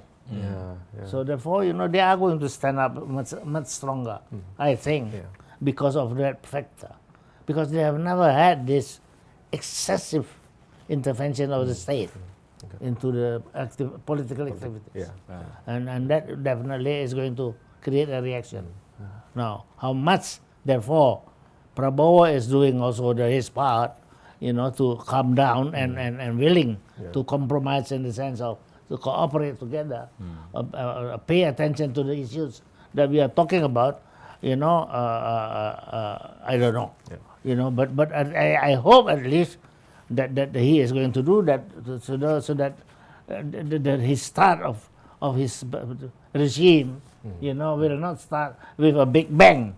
Instead, I hope that he can really work out what he mentioned to me, all this consensus building and all that stupid things that he said he accepted. Right. Okay. Okay, I think we can take a break while waiting for the announcement from the war room. And once we have the official announcement from CSIS and Cyrus Network, we're going to bring it live for our audience at home. We can take a break. Yeah, okay. Sure, because we still have a week.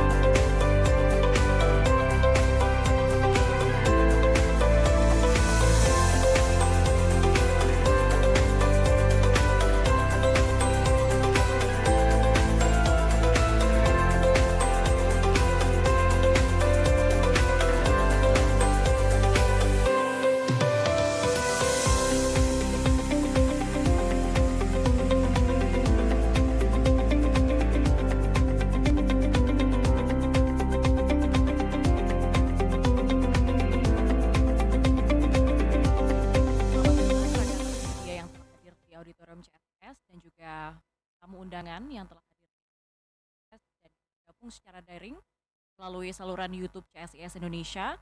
Selamat datang di press conference Quickcount 2024 yang diselenggarakan oleh Sirius Network dan CSIS Indonesia. Good evening, ladies and gentlemen, distinguished guests, and all media representatives. Welcome to the press conference Quickcount 2024 by Sirius Network and CSIS Indonesia. Before we begin the press conference, I would like to inform that this press conference will be conducted in Bahasa Indonesia, but all media representatives are welcome to ask questions to our speakers during the Q&A sessions at the end. Sebelum kita mulai acara konferensi pers pada petang hari ini, saya akan mengenalkan pembicara yang telah hadir bersama kita. Yang pertama ada Bapak Yose Rizal Damuri selaku Direktur Eksekutif CSIS Indonesia. Kedua, Bapak Philips Vermonte selaku Senior Fellow CSIS Indonesia. Ketiga, Bapak Arya Fernandes selaku Ketua Departemen Politik dan Perubahan Sosial CSIS Indonesia. Keempat, Bapak Eko Prasetyo Galan selaku CEO Sirius Network. Dan kelima, Bapak Fadli MR selaku Direktur Riset Sirius Network. Tanpa berlama-lama lagi, saya serahkan waktu dan tempatnya kepada Mas Yose. Selamat malam, Bapak Ibu sekalian. Selamat bergabung di dalam press conference Quickcount Sirius Network dan CSIS Indonesia pada sore hari ini. Jadi kita ketahui bersama hari ini bangsa Indonesia melaksanakan pesta demokrasi dengan mengadakan pemilihan umum, baik untuk calon legislatif ataupun juga yang lebih penting lagi adalah pemilihan presiden untuk periode tahun 2024 sampai 2029. Dan seperti biasa acara 5 tahunan kami di CSIS itu adalah mengadakan quick count yang tujuannya adalah untuk memberikan gambaran lebih dulu, gambaran lebih cepat terhadap hasil dari pemilihan umum pada tahun tersebut. Ya, kita sudah melakukan pada tahun 2014, tahun 2019, dan juga pada tahun 2024 ini. Dan tentunya itu bisa terlaksana bersama-sama dengan rekan kami dari Sirius Network yang memang sudah selama 3 pemilihan ini menjadi partner, ya, bukan supporter, tapi partner dari CSIS untuk melakukan quick count tersebut. Dan quick count yang kami adakan pada tahun 2019 itu memang merupakan salah satu mungkin bisa dikatakan quick count yang selisihnya paling sedikit daripada data official, data resmi dari KPU. Jadi seperti tahun-tahun sebelumnya, 5 tahun sebelumnya, kami pada hari ini juga melaksanakan quick count tersebut, penghitungan cepat dari hasil pemilu. Dan pada saat ini kita memang sudah cukup confidence dengan hasilnya, di mana 90% data sudah masuk, dan ini nanti rekan saya baik dari Sirius maupun juga dari CSIS akan menjelaskan lebih detail mengenai hasil serta juga metodologi yang kita gunakan di dalam quick count atau perhitungan cepat kali ini. Begitu Chelsea, gambaran dari saya. Baik, terima kasih Mas Yose atas sambutannya. Selanjutnya saya serahkan kepada Mas Arya selaku Ketua Departemen Politik dan Perubahan Sosial CSIS Indonesia untuk mulai menjelaskan data quick count. Selamat sore Bapak Ibu dan tamu undangan. Saat ini kita sudah data masuk per waktu ini sudah di atas angka 90% dan kecenderungan data sudah sangat stabil dan sangat kecil sekali kemungkinan terjadi perubahan. Ya, jadi mungkin sebelumnya saya dan Eko nanti akan berbagi peran ya, tapi kita akan menjelaskan bagaimana Sirius dan CSIS melakukan quick count ini. Jadi quick count atau metode hitung cepat itu sudah dilakukan di Indonesia sejak tahun 2004 ya. 2004, kemudian 2009, 2014, 2019 dan 2024. Jadi dalam pengalaman Indonesia melakukan hitung cepat itu sudah dilakukan sebanyak 5 kali. Dan kalau kita lihat selisih antara hasil hitung cepat dengan hasil real KPU itu tidak berbeda jauh. Dan dalam pengalaman kita di tahun 2019 lalu, perbedaan antara hasil hitung cepat dengan hasil manual oleh KPU yang baru kita dapatkan hasilnya 35 hari setelah ini, itu setelah pemungutan suara itu tidak berbeda jauh. Jadi hasilnya hanya 0,12%. Nah, pada hitung cepat kali ini, Sirus dan CSIS melakukan jumlah sampel TPS yang dipilih dalam hitung cepat kali ini berjumlah sebanyak 2.000 TPS yang berada secara proporsional berada di 38 provinsi. Jadi hitung cepat adalah proses pengumpulan informasi di TPS sampel dengan mencatat hasil rekapitulasi akhir yang sudah disahkan di TPS sampel tersebut. Kemudian datanya ditabulasi pada tingkat nasional sehingga kemudian ketahuan hasilnya. Kalau kita lihat dari data yang masuk, kita bagi di sejumlah area ya. Secara umum data masuk pada area-area yang sudah ada itu, misalnya DKI Jakarta dan Banten itu sudah masuk di angka 93%, Jawa Barat 96,9%, Jawa Tengah 95,1%, Jawa Timur 89,3%, berikut ada Sumbaksel 90,4%, ya. Ada Sumatera bagian utara 88,2%, Kalimantan 85,8%, Bali juga sudah 93,7%, Sulawesi 83,3% dan Maluku dan Papua masih di angka 52%. Tapi itu tidak akan mempengaruhi hasil akhir dari penghitungan cepat kita kali ini. Jadi kalau kita lihat stabilitas data dan kualitas pengacakan juga sudah baik di angka 99,21%. Jadi kami melihat kemungkinan tidak akan ada perubahan hingga akhir data masuk 100%. Kalaupun ada perubahan sangat kecil sekali. Saya kira itu mungkin Chelsea, saya kembalikan ke Chelsea. Ya, terima kasih Mas Arya. Selanjutnya mungkin dari Sirus Network, Mas Eko Prasetyo Galan bisa menyampaikan penjelasannya. Ya, selamat malam. Terima kasih Chelsea, Bung Arya dan Mas Yose, Mas Philip.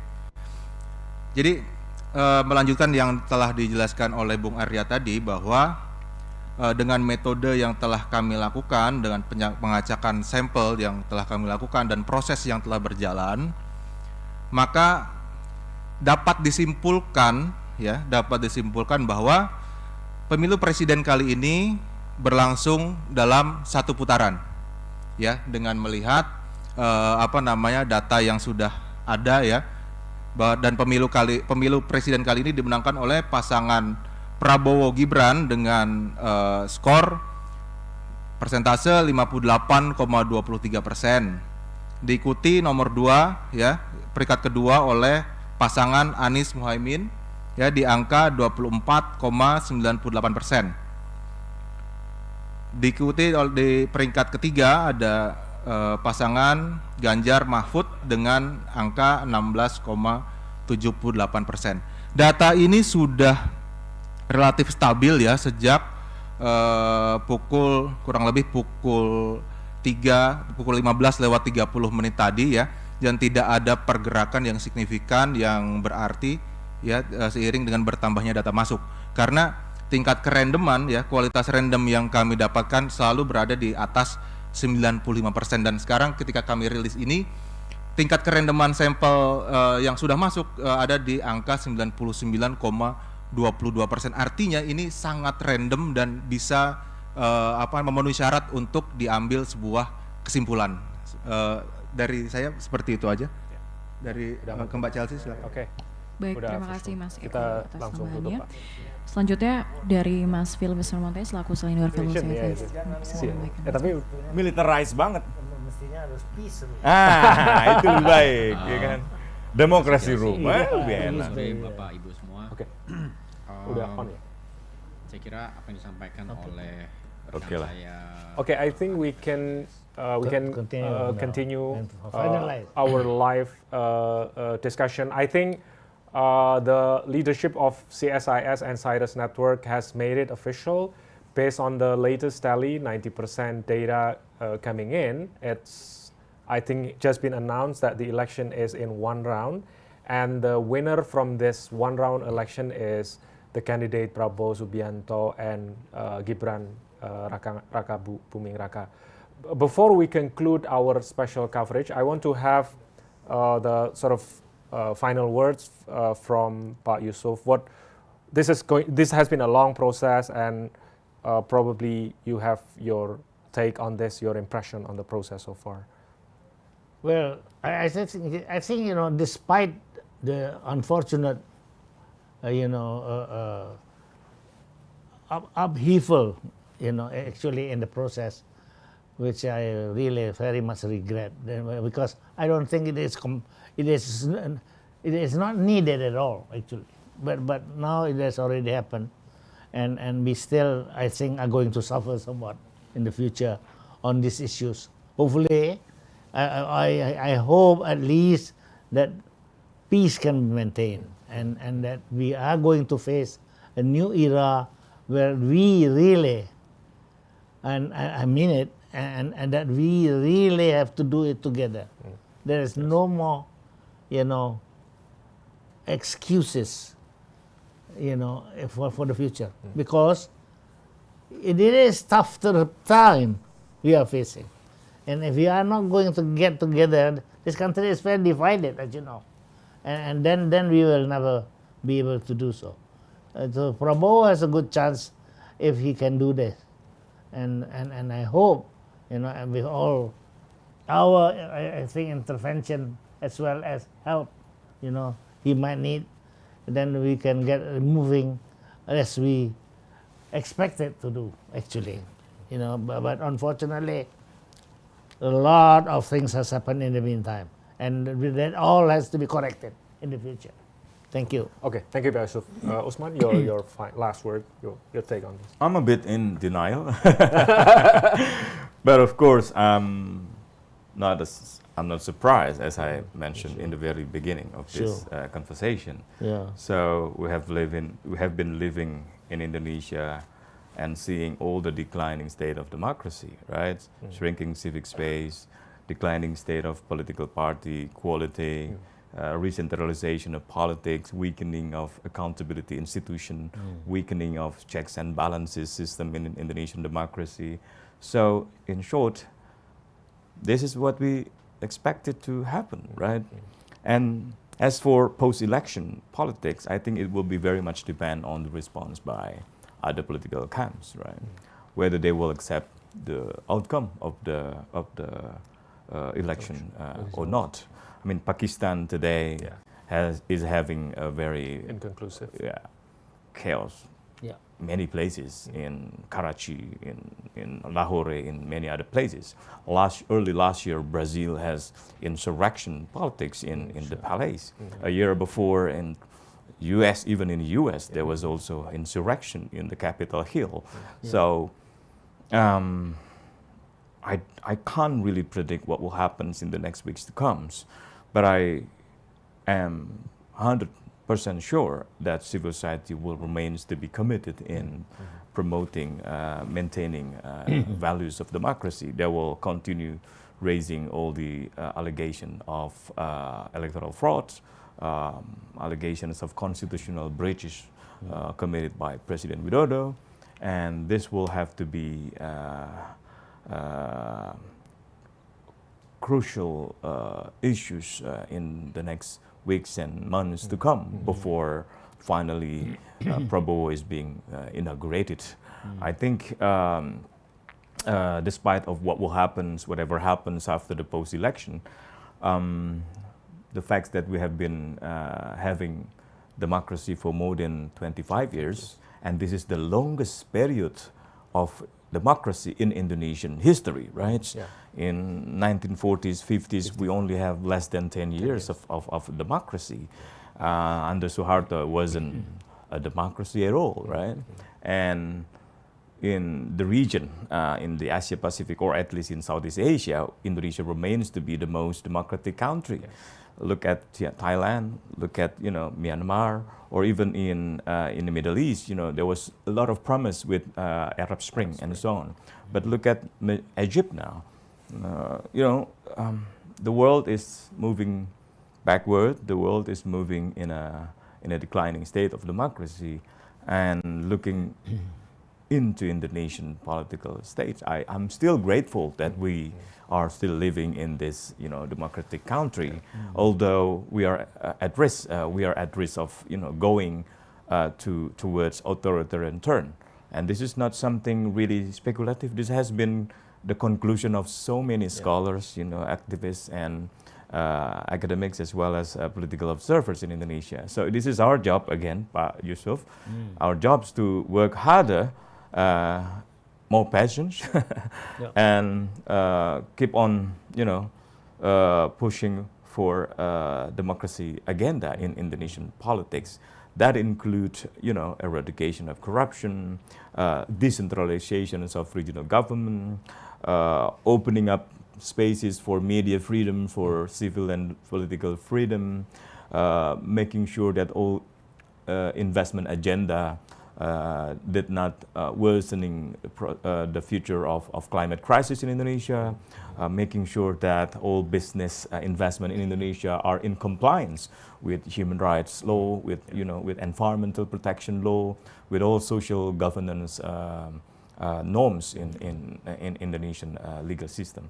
So again, I think we will be waiting for the other two camps, and we will be waiting for how civil society will continue raising allegations of electoral fraud and constitutional violation by President Widodo. This is not finished yet. Okay. I think this is just the beginning of election